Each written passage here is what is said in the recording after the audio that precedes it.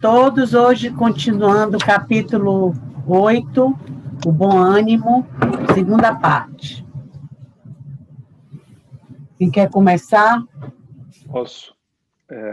Comece. Então, depois de uma pausa em que o discípulo o contemplava silencioso, o mestre continuou. A vida terrestre é uma estrada pedregosa que conduz aos braços amorosos de Deus. O trabalho é a marcha. A luta comum é a caminhada de cada dia. Os instantes deliciosos da manhã e as horas noturnas de serenidade são os pontos de repouso. Mas ouve-me bem.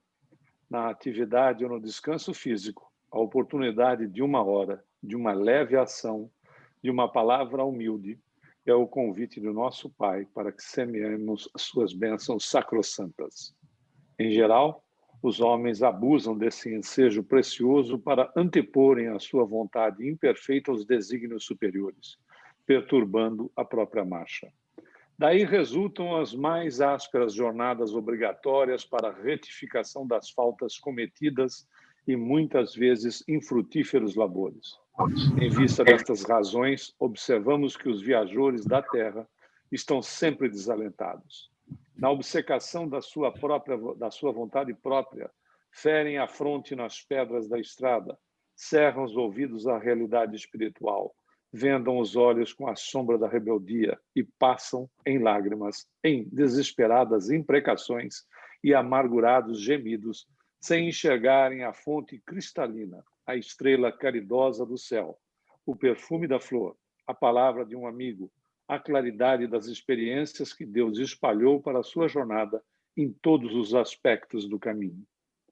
Houve um pequeno intervalo nas considerações afetuosas, depois que, sem mesmo perceber inteiramente o alcance de suas palavras, Bartolomeu interrogou: Mestre, os vossos esclarecimentos dissipam os meus pesares, mas o Evangelho exige de nós a fortaleza permanente? A verdade não exige, transforma. O Evangelho não poderia reclamar estados especiais de seus discípulos. Porém, é preciso considerar que a alegria, a coragem e a esperança devem ser traços constantes de suas atividades em cada dia. Por que nos firmarmos no pesadelo de uma hora se conhecemos a realidade gloriosa da eternidade com o nosso Pai? E quando os negócios do mundo nos são adversos e quando tudo parece em luta contra nós? Perguntou o pescador de olhar inquieto. Jesus, todavia, como se percebesse inteiramente a finalidade de suas perguntas, esclareceu com bondade. Qual o melhor negócio do mundo, Bartolomeu? Será a aventura que se efetua a peso de ouro, muita vez amordaçando-se o coração e a consciência para aumentar as preocupações da vida material, ou a iluminação definitiva da alma para Deus, que se realiza tão só pela boa vontade do homem, que deseja marchar para o seu amor por entre as urzes do caminho. Não será a diversidade nos negócios do mundo um convite amigo para a criatura semear com mais amor, um apelo indireto que arranque as ilusões da terra para as verdades do reino de Deus? Bartolomeu guardou aquela resposta no coração, não, todavia, sem experimentar certa estranheza, e logo lembrando-se de que sua genitora partira, havia pouco tempo, para a sombra do túmulo, interpelou ainda ansioso. Se alguém quiser fazer algum comentário, por favor, me interrompa, porque eu vou lendo. Okay? Eu quero. Então, mande. Não, eu só queria fazer uma observação, já no começo, se a Alina puder voltar na página anterior, por favor. É curiosíssimo, né? A hora que ele fala os instantes deliciosos da manhã e as horas noturnas de serenidade são os pontos de repouso. E eu me peguei pensando que muitas vezes nós só atribuímos o ponto de repouso à hora noturna. Mas ele deixa claro aqui a importância das horas da manhã, quando muitas vezes, e geralmente eu acredito que as pessoas acordam já apavoradas, atrasadas e loucas para entrar no rush do dia, né? Trabalhar, levar o menino para a escola, fazer café, e meu Deus, e manda mensagem, responde e-mail, o que vai ser hoje? E aqui eu não tinha parado para pensar nesse detalhe, né? De um ensinamento direto do Cristo, né? Os instantes deliciosos da manhã como ponto de repouso. E a outra coisa, né? E a outra coisa, só para fechar, a quantidade de exemplos que ele traz aí nesses parágrafos, né?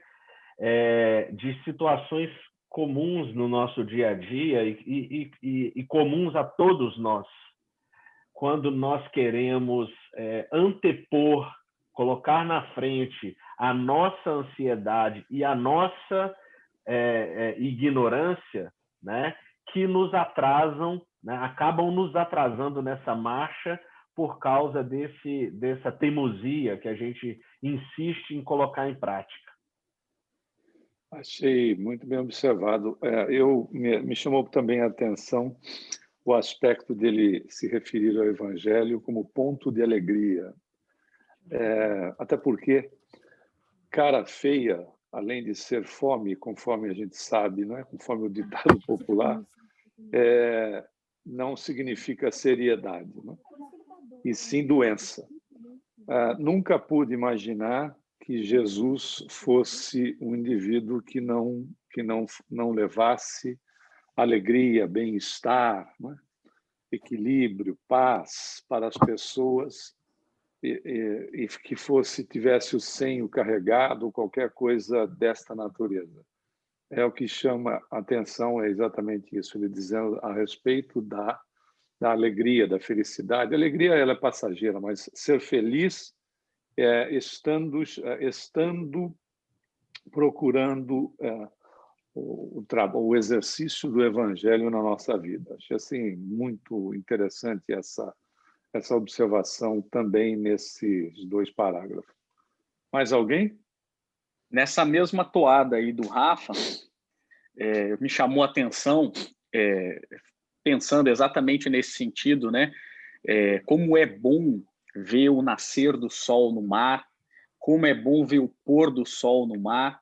Mas aí Jesus vem nos convidar e fala assim, olha, nas atribulações, presta atenção na água cristalina, na estrela do céu caridosa, cariciosa que está lá, no perfume das flores, na palavra de um amigo. Então Deus, Jesus, desenhou com seus engenheiros siderais tudo isso para nos dar um alento nesses momentos, né? Acho que esse é o ensinamento dele. Olha, a natureza está aí para nos ajudar.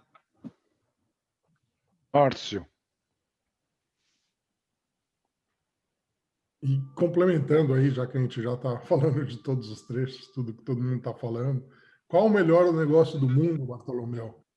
Essa não é a nossa vida, não é o nosso dia a dia, e a atenção que Jesus nos chama com relação a isso, dando a clareza que sim, é duro, é difícil e não tem trabalho fácil, né? E para você viver aqui encarnado, a vida é assim, ela é cheia de dureza, cheia de contato com as pessoas que a gente tem que aprender a conviver, né? Com aqueles mais duros, né? Me chamou muito a atenção a primeira vez que eu li esse texto, esse trecho. E Jesus, então, nos convidando, né? Que quando está muito difícil a vida, lembra que a vida não é só isso aqui, a vida aqui é só esse aqui, é só um pedacinho dela, né? A vida que realmente interessa é aquela que, às vezes, no dia a dia a gente acaba se esquecendo. A vida eterna, que é a vida do Espírito. Mais alguém aí, Ricardo? E aí ele coloca, né, Márcio, a aspereza, acho que Jesus nos traz que essa aspereza da vida é fruto de retificação das nossas faltas, né? A lei de ação e reação. Então, assim, olha, nada vai ser de graça.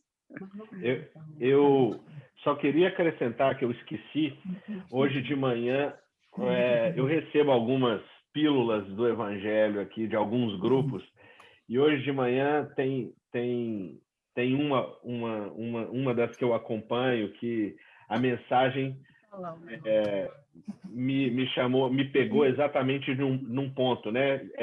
Seguindo aí o que o Humberto falou da alegria de Jesus, né? Da alegria constante de Jesus.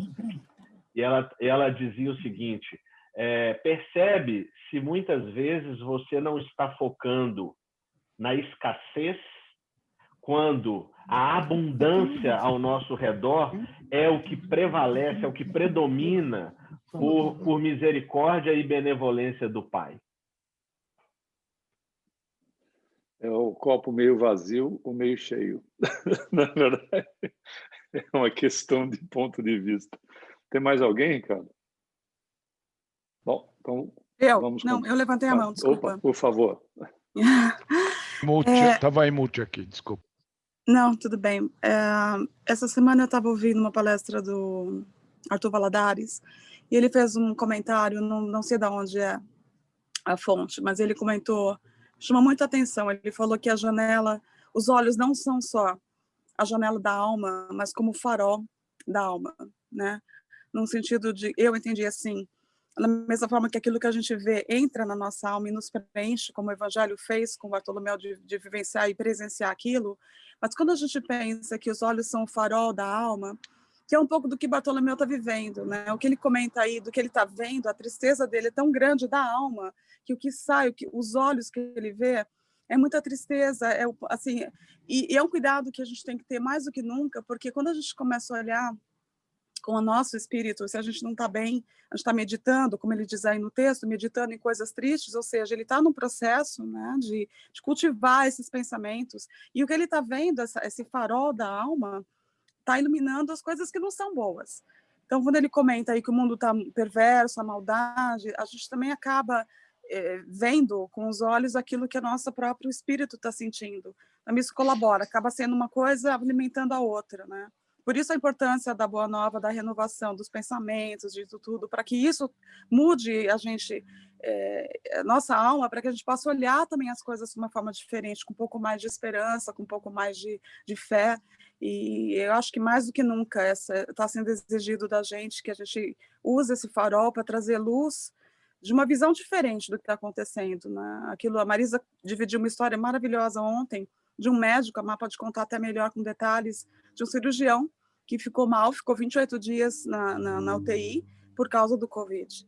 E o que ele viveu com isso, essa experiência que foi horrível, mas o que transformou ele. Então, assim, essa visão, esse convite de a gente transformar o nosso olhar realmente perante as coisas. É isso que eu queria dividir. Mais alguém, cara? Olha, só uma coisa assim, não, rapidamente. Você não pode. Ah, eu não posso falar hoje?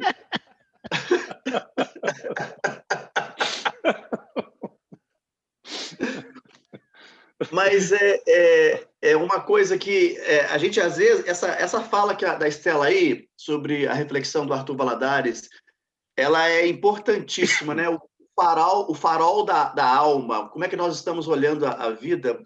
Essa semana eu li uma reportagem na internet de um senhor, eu não me lembro da nacionalidade, mas ele tinha, parece que 93 anos e pegou o coronavírus.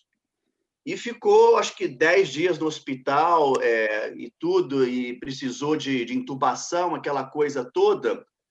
E ele teve alta, com aquela idade toda. E ele ficou, assim, muito grato. Aí chegou a conta para ele. Né? E estava lá, né? Intubação, ar recebido. E ele começou a chorar compulsoriamente, né? E falando, o médico perguntou por que ele estava chorando. Ele falou assim, olha, esses dias que eu fiquei aqui, foi me cobrado esses tantos dias de ar. Porém, ao longo da minha vida, dos meus 90 e tantos anos, Deus nunca me cobrou um centavo.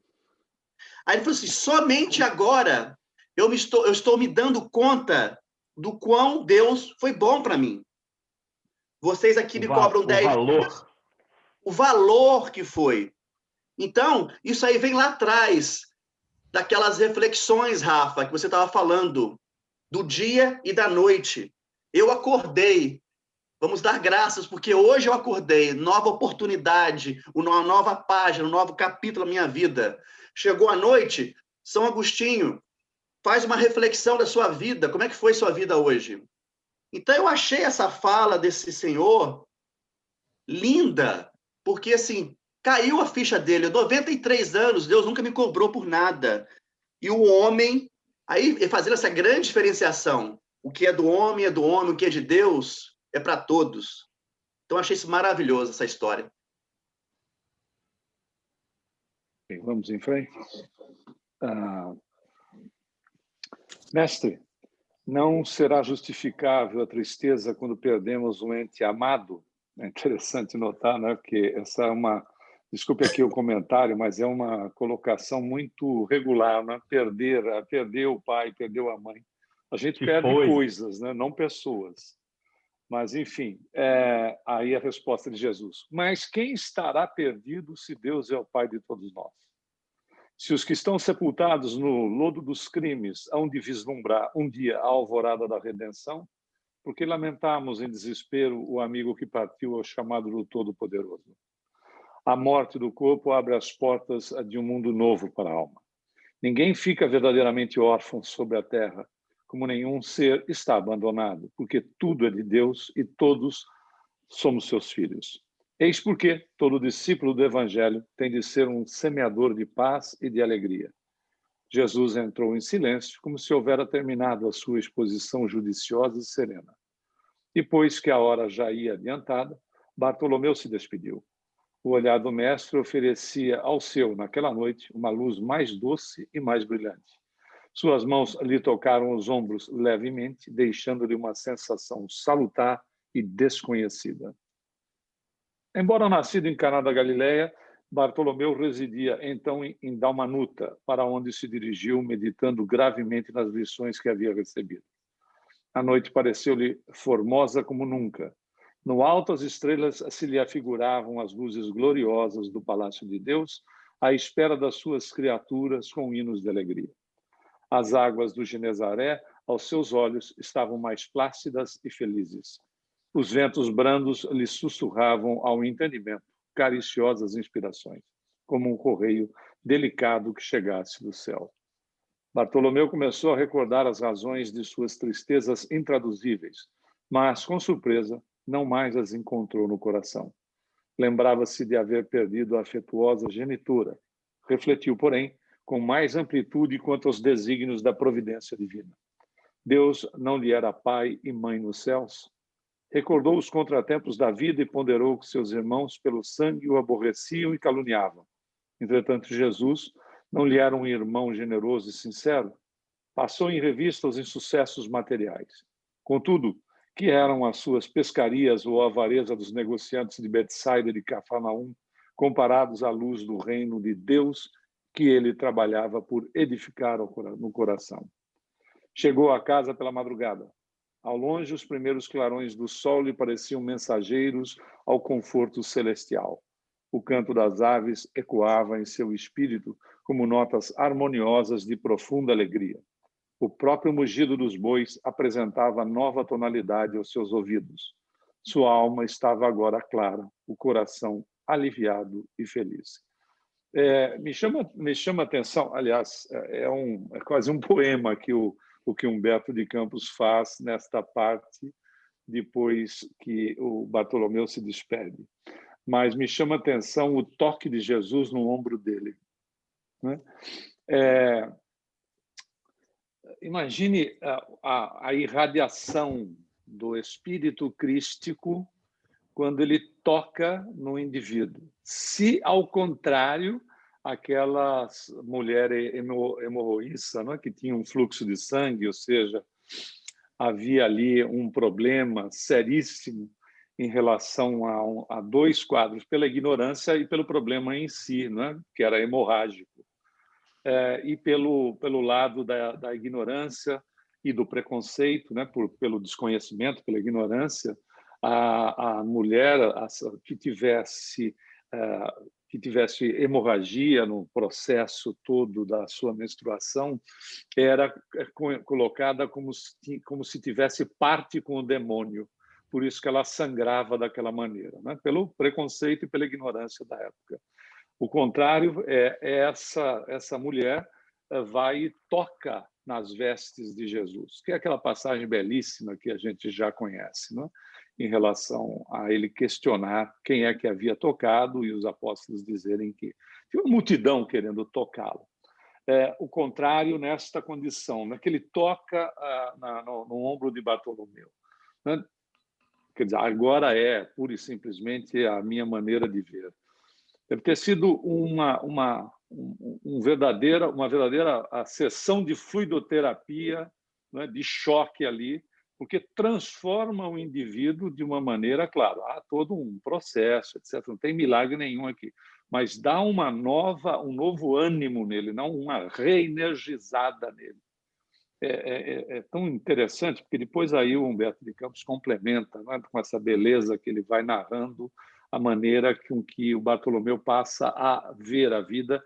E o que me chama também a atenção é a relação do evangelho e tratamento espiritual, né? Muitas pessoas, às vezes, entram na hora do assim seja.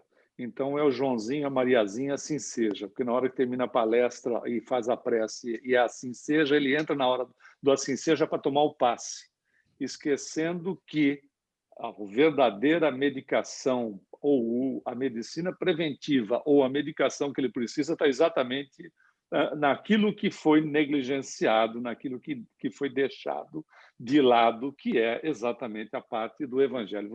Nós vemos aqui, né, Jesus faz, literalmente, leva o indivíduo através da sua capacidade e com as notas da Boa Nova, ele leva o indivíduo a um outro patamar.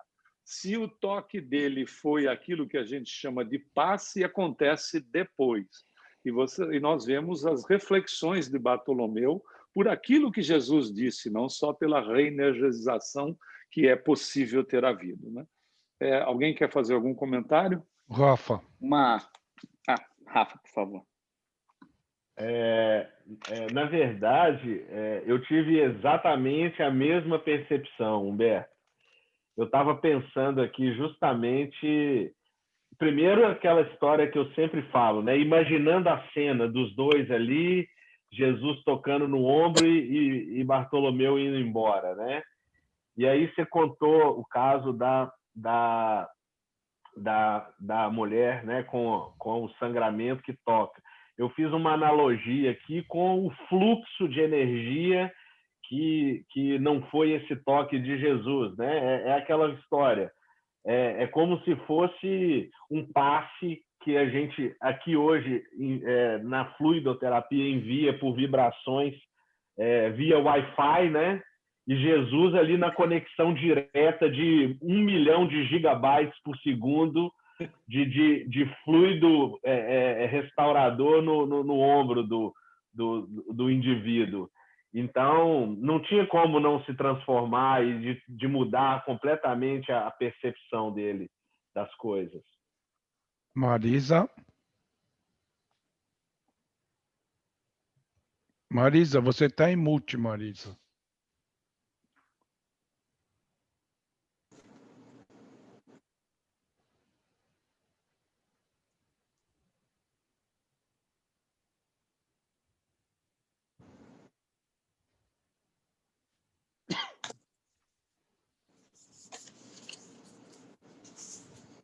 Vai outra pessoa, ela está pedindo para ir outra pessoa. Aí estão.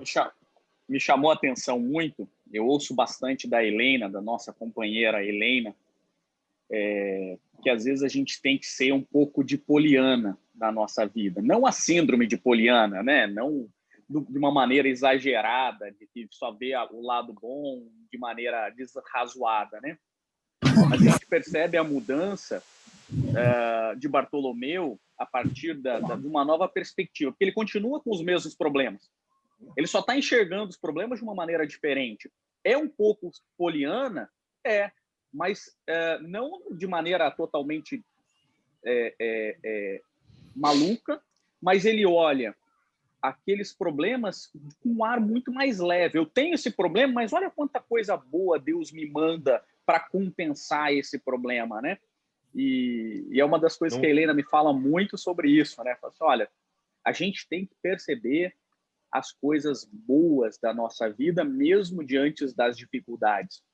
Porque as nossas dificuldades, todos nós sabemos que é fruto dos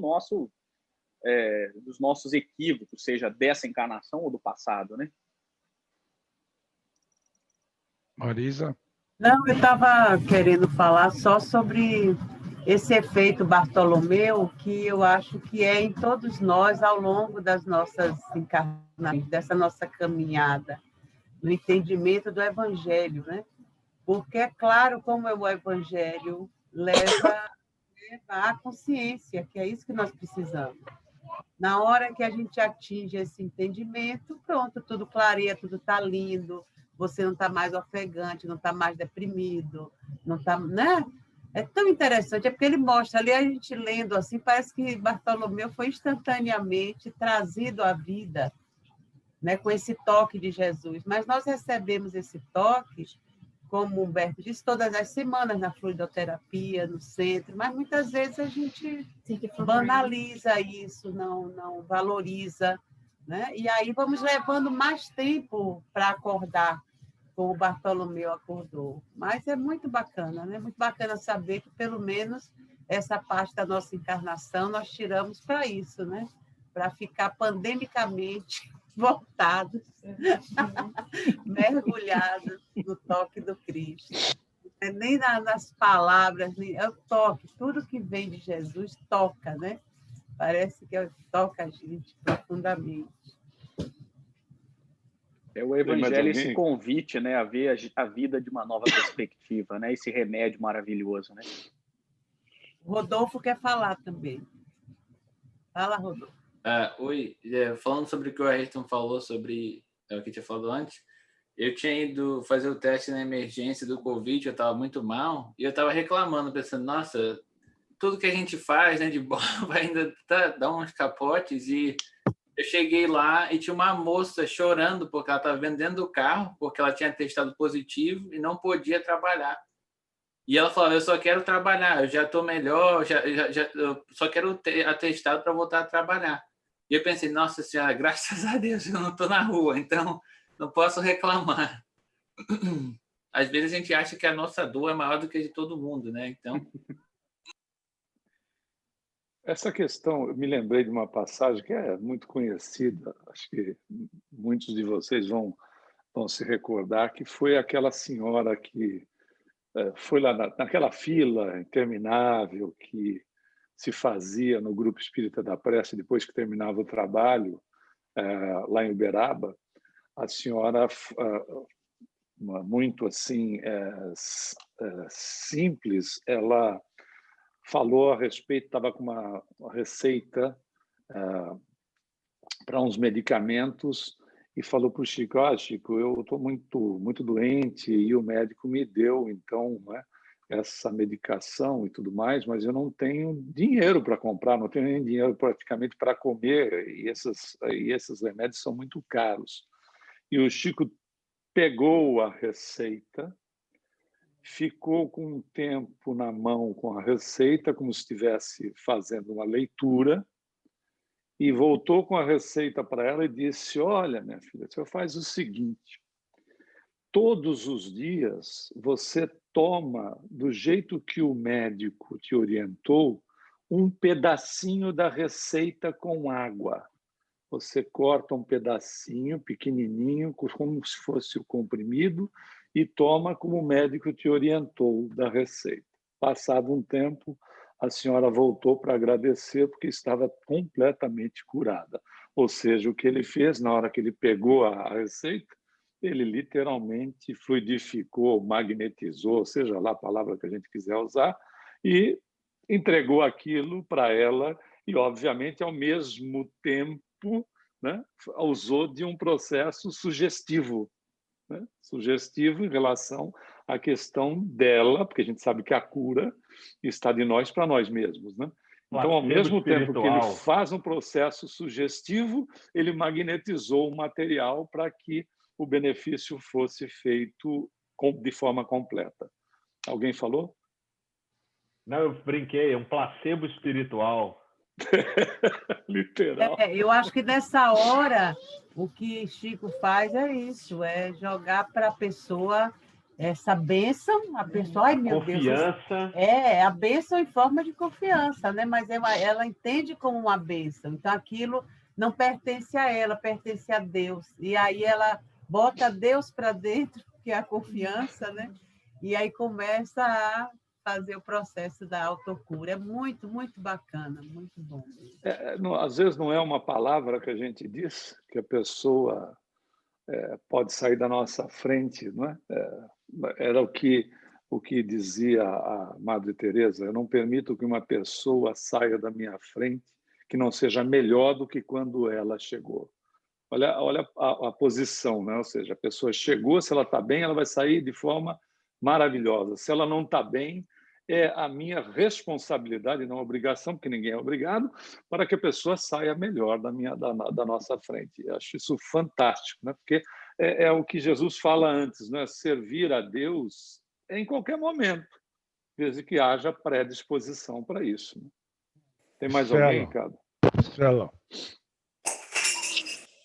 Não, é porque eu estava... Mas acho que não chegou no parágrafo aqui embaixo ainda. Pode seguir. É porque eu vi uma coisa no parágrafo que não leu ainda. Tudo bem. Ok, aqui rangeu a porta, né, Stella? Eu ouvi aí. Ao ranger os gonzos da porta, seus irmãos dirigiram-lhe impropérios, acusando-o de mau filho, de vagabundo e traidor da lei. Bartolomeu, porém, recordou o evangelho e sentiu que só ele tinha bastante alegria para dar a seus irmãos. Em vez de reagir asperamente, como de outras vezes, sorriu-lhes com a bondade das explicações amigas. Seu velho pai o acusou igualmente, escorraçando-o. O apóstolo, no entanto, achou natural. Seu pai não conhecia Jesus e ele o conhecia. Não conseguindo esclarecê-los, guardou os bens do silêncio e achou-se na posse de uma alegria nova. Depois de repousar alguns momentos, tomou as suas redes velhas e demandou sua barca. Teve para todos os companheiros de serviço uma frase consoladora e amiga. O lago como que estava mais acolhedor e mais belo. Seus camaradas de trabalho mais delicados e acessíveis. De tarde, não questionou com os comerciantes, enchendo-lhes, aliás, o espírito de boas palavras e de atitudes cativantes e educativas. Você queria fazer um comentário, Stella? Queria, porque o que tinha me chamado a atenção aqui é isso, né? Que ele tomou as suas redes velhas e demandou sua barca. Em todos os momentos que essa transformação que Jesus faz, a sequência dela sempre é a ação, né? É sempre Paulo, é sempre uma forma, quando absorve aquilo, recebe aquilo, parece que não tem outra saída a não ser sair com uma ação. Então, assim, não só, né? Ele voltou, foi fazer o que ele tinha que fazer mesmo, pegou a barca, foi fazer, mas como ele já passou a enxergar nos outros enxergar os outros de uma forma diferente, que foi aquilo que eu comentei, a questão do farol da alma. Não tem como. A alma dele já estava tocada, já estava alterada. Então, a visão dele perante a tudo mudou de uma forma que ele não tinha o que fazer. Ele foi trabalhar como sempre, mas de uma forma renovada. Que é esse momento Bartolomeu, que a Marisa comentou, que eu achei bárbaro, né? Ter esse momento Bartolomeu, de que esse toque que a gente recebe até hoje, o passe, os fluidos, uma palavra amiga, uma oração, né? Tantas mensagens compartilhadas, o que aquilo, a intenção daquilo é que o seu próximo passo seja, retoma a sua caminhada, mas vá renovado. Tinha pensado nessa instantânea resposta de Bartolomeu. Era isso. Ótimo. Valorização daquilo que se faz, mesmo que o que se faça esteja na condição de rotina. Né? Porque quando nós valorizamos o que estamos fazendo, mesmo que esteja como rotina, porque existem atividades que elas se repetem de maneira semelhante. A questão da valorização, como você tão bem colocou, né, Stella? É o que importa. Você vê, ele pega a rede velha, ele vai fazer a mesma atividade, mas ele está valorizando-se para valorizar a atividade. E, com isso, apesar da rotina, dos aspectos semelhantes, a condição de renovação a partir de então. É fantástico essa parte. Realmente, até uma brincadeira bem infantil, mas bem bobinha. Mas olha só, quando a Cinderela ela conhece o príncipe, que ela tem aquela noite maravilhosa, deslumbrante e tudo, quando a abóbora, né, volta tudo, ela volta para casa, ela volta na mesma rotina, que é isso que você falou. A vida dela não mudou naquele momento, ela continua limpando a casa, ela continua na mesma situação de órfã, com aquela madraça, com as irmãs, Mas ela faz tudo cantando, né? Ela tem uma atitude assim tão mais otimista, tão mais poliana, como diria, né, a Helena, tão mais, ela teve uma experiência, não, comparação absurda, né, não me levem a mal, mas assim, é nesse sentido, teve uma experiência que mudou o estado de espírito dela, que aquelas coisas rotineiras tomaram outro sentido. É bem bacana isso que você falou, quantas vezes a gente fala, nossa, mas foi tão bom domingo no centro, né, me senti tão renovada, aí você acorda segunda, você fala, putz, mas agora vou seguir aqui, né, o meu dia, mesmas coisas, e não, o convite é que a gente faça as mesmas coisas, mas com uma visão diferenciada, né? Eu vejo muito o trabalho de uma mãe, né? Você tem uma regularidade numa série de aspectos junto com as crianças, né? Esse é um dos exemplos, né? Pode ser qualquer tipo de trabalho, mas o amor que a criatura dedica aos filhos ou filhas, etc., seja lá o que for, é tão simplesmente fantástico que aquela regularidade das atividades, né, que nós podemos chamar de rotina, tem um brilho todo especial. Por quê? Porque ela está fazendo para aquelas criaturinhas que ela ama, ponto. E é isso que faz a renovação, né, do ser diante dele mesmo, né, e da valorização. Quando você ama aquilo que você faz, você é feliz. Quando você não ama aquilo que você faz, vai procurar alguma coisa que você ame, porque você vai desencarnar mais cedo. Isso é de regra, não é verdade? Marisa quer falar. Ok. Eu lembrei que você comentou sobre a maternidade, né, o lado da mãe. Eu fiquei lembrando, tipo, uma piada que a mãe, tipo, tá super sobrecarregada, não aguenta mais aquela rotina e fala assim, vou fugir dessa realidade. Aí ela vai e foge, ela, cadê os meninos? Ela lembra da hora, entendeu? Cadê os meninos? Muito boa. Muito bom. Nem na hora de fugir a gente esquece. Né? Cadê?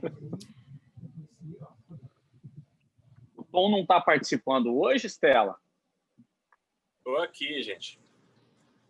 Me ajuda a lembrar, você que é o meu companheiro de filosofia, eu estou aqui, a minha cabeça está viajando a mil aqui sobre essa questão de Bartolomeu, e eu lembrei da ética em Epicuro. Não sei se você tem aquela... Quer dizer, essa discussão tem 300 anos antes de Cristo, né? Em que já se pregava que a dor e todo o sentimento, tudo isso daí tem que ser suportado e que a gente foi desenvolvido para ser feliz dentro da polis, né? Quer dizer, então, o que me vem na cabeça é que essa filosofia de Cristo já mandou os seus missionários muito antes para a gente começar e a gente não aprende. Né?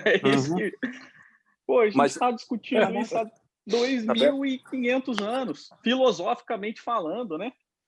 Você sabe que outro dia eu estava lendo com a Estela e está no Evangelho, Estela, que está falando, que a gente segue Cristo e tudo mais, mas que está no próprio Evangelho, não é?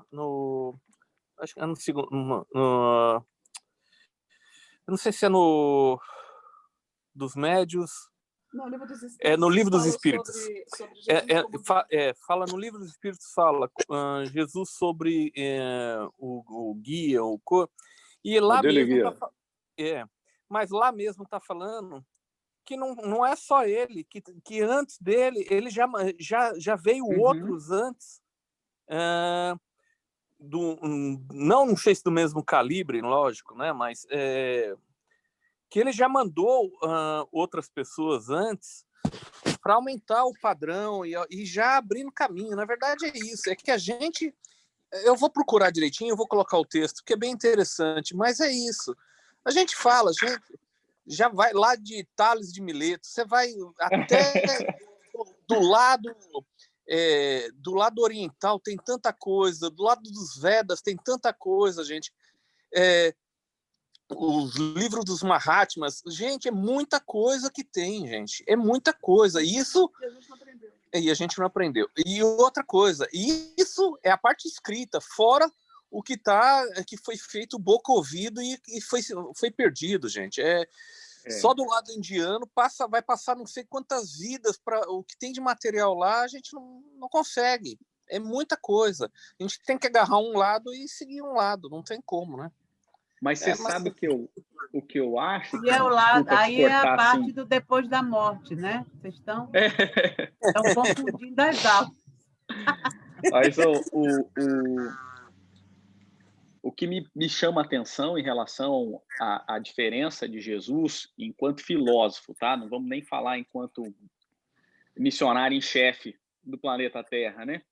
Mas o que me chama a atenção que, pelo menos assim, boa parte dos filósofos não seguiram exatamente a sua própria filosofia, embora pregaram. Mas Jesus foi um filósofo operativo, né? Que acho que essa é a grande diferença. Então, ele, além de trazer todo o compilado do conhecimento anterior a ele, porque é lógico que foi ele que direcionou todos esses caras para fazer isso, pelo menos é o que eu acredito, mas ele botou tudo isso em prática, né? Porque essa é a grande diferença do evangelho. Exatamente. A transformação moral é essa, né? Não é só filosofar, né? Ele viveu, né? Ele viveu. Porque você vai falar, você vai lá para o lado lá, Sócrates, Platão, fala de escravidão, mas eles tinham escravos, entendeu? A gente tem então mas aí é a moral, a diferença da moral e da ética, né? Sócrates pregava a educação generalizada para todos que fossem atenienses, né? Exatamente. Né? Então tem tudo isso. Eu ia brincar aqui, Ayrton, que a diferença de Jesus é que ele matou todas as cobras e mostrou todos os paus. Ele deu vivenciou, né, de tudo. Exatamente. Ele vivenciou, né? Ele vivenciou tudo, né? Ele não foi só um exemplo de palavras. Ele vivenciou exemplo na carne, prático. Né? Na prática, exato. Né? E ele era muito na primeira pessoa, né? Tudo na primeira pessoa. Né? Ele não jogava como a gente poderia fazer assim. Não, era tudo realmente na primeira pessoa. E o exemplo dele realmente... Tem um livro do... até conheci ele. Como que é o nome dele? Sei lá. Bom, ele fala, do médico de almas, né? Almas e Augusto Cury. Ele fala uma coisa. Jesus, o pessoal fala assim, tirando toda a parte religiosa, tira tudo religioso dele. Usa só a parte que ele deixou, como homem. Não existe até hoje um cara com a moral tão alta quanto ele. O controle psicológico dele é tão alto, porque ele parava, eu já comentei isso, você parar em qualquer reação é os 3 segundos antes de reagir. Né? E Jesus tinha muito isso. Cortava a orelha, ele parava, ele abaixava no chão, escrevia na areia para falar. O controle emocional dele era tão grande que você tem que pegar o carregador do seu telefone, já vai acabar. O controle emocional que ele tinha era fora do normal, né? Tirando o lado religioso. É porque ele já adquiriu, né, gente? Mas foi o que Kardec fez, né? Que ele coloca isso na introdução ao Evangelho segundo o Espiritismo. Ele fala, olha, esqueça todas a parte religiosa e tudo mais. Vamos trabalhar só na moral de Cristo, que já vai dar trabalho. Exatamente. E que não tem divergência, né? O Humberto quer falar em frente? Vamos lá. Vamos. Bartolomeu havia convertido todos os desalentos num cântico de alegria ao sopro regenerador dos ensinamentos do Cristo. Todos os observaram com admiração, exceto Jesus, que conhecia com júbilo a nova atitude mental de seu discípulo. No sábado seguinte, o mestre demandou as margens do lago, cercado de seus numerosos seguidores. Ali aglomeravam-se homens e mulheres do povo, judeus e funcionários de Antipas, a par de grande número de soldados romanos. Jesus começou a pregar a Boa Nova e, a certa altura, contou, conforme a narrativa de Mateus, que o reino dos céus é semelhante a um tesouro, que, oculto no campo, foi achado e escondido por um homem que, movido de gozo, vendeu tudo o que possuía e comprou aquele campo. Nesse instante, o olhar do mestre pousou sobre Bartolomeu, que o contemplava embevecido. A luz branda de seus olhos generosos penetrou fundo no íntimo do apóstolo, pela ternura que evidenciava, e o pescador humilde compreendeu a delicada alusão do ensinamento, experimentando alma leve e satisfeita, depois de haver alijado todas as vaidades de que ainda se não se desfizera, para adquirir o tesouro divino no campo infinito da vida. Enviando a Jesus um olhar de amor e reconhecimento, Bartolomeu limpou uma lágrima. Era a primeira vez que chorava de alegria. O pescador e Dalmanuta aderira para sempre aos eternos júbilos do Evangelho do Reino. E aí, capítulo 9, Velhos e Moços. Nossa, viramos um capítulo. Viramos. Algum comentário aí ou já entramos no capítulo 9? Vamos entrar, senão a gente fica preso nele, eu acho. Tá bom. Velhos e moços. Não era raro observar-se na pequena comunidade dos discípulos o entrechoque das opiniões, dentro do idealismo quente dos mais jovens. Muita vez, o secto humilde dividia-se em discussões relativamente aos projetos do futuro. É porque o Ronaldo era apóstolo. Enquanto Pedro e André se punham a ouvir os companheiros, com a ingenuidade dos seus corações simples e sinceros, João comentava os planos de luta no porvir. Tiago, seu irmão, falava do bem, do bom aproveitamento de sua juventude, ao passo que o jovem Tadeu fazia promessas maravilhosas. Somos jovens, diziam, iremos a terra inteira, pregaremos o evangelho às nações, renovaremos o mundo. É simplesmente fantástica essa parte, né? Porque olha, é bem a energia dos caras que estavam juntos de Jesus. É simplesmente fantástico. Mas olha, não, eu ia fazer um comentário que a gente fala assim, a gente só realmente começa a amadurecer mesmo depois de uma certa idade. A gente não consegue, a gente não tem discernimento para poucos, né? Poucos conseguem ter essa visão desde pequeno, mas a gente demora para a gente amadurecer, na verdade, né? E aí tá falando da infância também, da infância, da juventude, e poucos. Teve o João, né?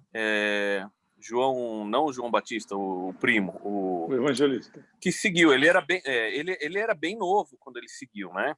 Jesus. Ele foi o mais novo da turma, né?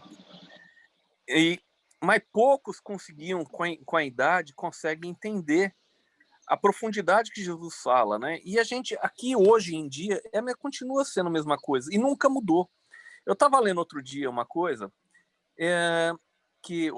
tem algum bom tempo. Eu não sei se foi Sócrates ou foi Glauco que estava falando. E era uma discussão entre os dois. Falava assim: a juventude está perdida. Naquela época já falava. A juventude está perdida. Sócrates. Onde pode essas crianças correndo de biga no meio da estrada, fazendo racha de biga de madrugada, né? Daquela época já tinha, a molecada já aprontava. Imagina, hoje a gente vê o pessoal fazendo. Eu moro aqui no fundo da minha rua, é uma rua que não tem movimento nenhum, e às vezes uma molecada aqui do condomínio do lado vem testar os carros, as máquinas deles aqui, né? Então, de madrugada, você vê, quase parece um racha aqui, assim. E você vê, naquela época já corria de biga, né? E o que eu queria, a ilusão a ideia que eu estou querendo passar é que a ingenuidade, né? A ingenuidade, nossa, porque é difícil. Olha, outra coisa, tem gente que fica velho e amadurece no pé, apodrece no pé, não é verdade? Ela não teve a fase verde, madura e de colhimento. Tem gente que com 80 anos continua infantil. Ela não teve amadurecimento. Não é só a idade, é a chance de você buscar, é o despertar, né, gente? É o despertar. Mas é isso. Tão logo, mestre, permitisse. Tom, é aquele negócio, né? A diversidade de carismas. O espírito é o mesmo, né? Vai ter a mesma trajetória, mas os carismas divergem. Então, a gente vê crianças velhas, já nasceu velho, né? Tem crianças que olham assim, menino, que horror, vai brincar, se distrair, quebre alguma coisa aí para poder variar, né? Mas não, parece que você E o adulto se sente vigiado por aquele serzinho amadurecido no seu pé. É né? isso mesmo. Que coisa! Mas é muito bacana a gente ter isso, né? Isso. Na nossa... Bom, minha mãe está no grupo, ela vai poder confirmar que eu nasci velho. Eu vi um vídeo no WhatsApp esses dias de um menino dentro de um vaso. Não sei se chegou a ver. O menino entrou dentro de um... ele entrou dentro de um pote. Eu vi. E eles tiveram que quebrar o pote para tirar o menino lá de dentro. Mas a dona do vaso, ela fala, menino, vocês eu vou procurar e colocar no grupo. Mas a mulher estava tão brava com o menino. E quem não fez uma coisa dessa? Né? Que eu, pelo menos, quebrei um pote gigante e falei que foi o cachorro. Minha mãe não está ouvindo, não. Mas é isso, ela vai descobrir agora. Mas mas é isso, essa diversidade mas é importante, é um amadurecimento, a gente só amadurece assim. Mas vamos lá, Humberto, senão a gente para aí de novo. Então logo o mestre permitisse, sairiam da Galileia, pregariam as verdades do reino de Deus naquela Jerusalém atulhada de preconceitos e de falsos intérpretes do pensamento divino. Sentiam-se fortes e bem dispostos, respiravam a longos haustos e supunham-se os únicos discípulos habilitados a traduzir com fidelidade os novos ensinamentos. Por longas horas, questionavam acerca de suas possibilidades, apresentavam as suas vantagens, debatiam seus projetos imensos e pensavam consigo que poderia realizar Simão Pedro, chefe de família e encarcerado nos seus pequeninos deveres. Mateus não estava igualmente enlaçado por inadiáveis obrigações de cada dia. André e o irmão os escutavam despreocupados para meditarem apenas quanto às lições do Messias. Entretanto, Simão, mais tarde chamado Zelote, antigo pescador do lago, acompanhava semelhantes conversações, humilhado. Algo mais velho que os companheiros, suas energias, a seu ver, já não se coadunavam com os serviços do Evangelho do Reino. Ouvindo as palavras fortes da juventude dos filhos de Zebedeu, perguntava a si mesmo o que seria do seu esforço singelo junto de Jesus. Começava a sentir mais fortemente o declínio das forças vitais. Suas energias pareciam descer de uma grande montanha, embora o espírito se lhe conservasse, firme e vigilante no ritmo da vida. Deixando-se, porém, impressionar vivamente, procurou entender-se com o mestre, buscando eximir-se das dúvidas que lhe roíam o coração. Depois de expor os seus receios e vacilações, observou que Jesus o fitava sem surpresa, como se tivesse pleno conhecimento de suas emoções. Simão, disse o mestre com um desvelado carinho, poderíamos agora perguntar a idade de nosso pai? E se fôssemos contar o tempo na ampulheta das inquietações humanas, quem seria o mais velho de todos nós? A vida, na sua expressão terrestre, é como uma árvore grandiosa.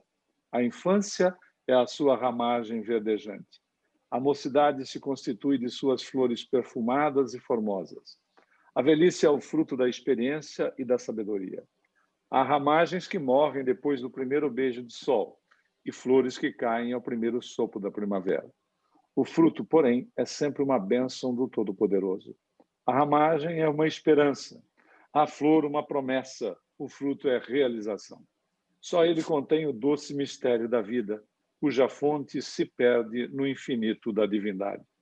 Ao passo que o discípulo meditava os conceitos com sincera admiração, Jesus prosseguia esclarecendo.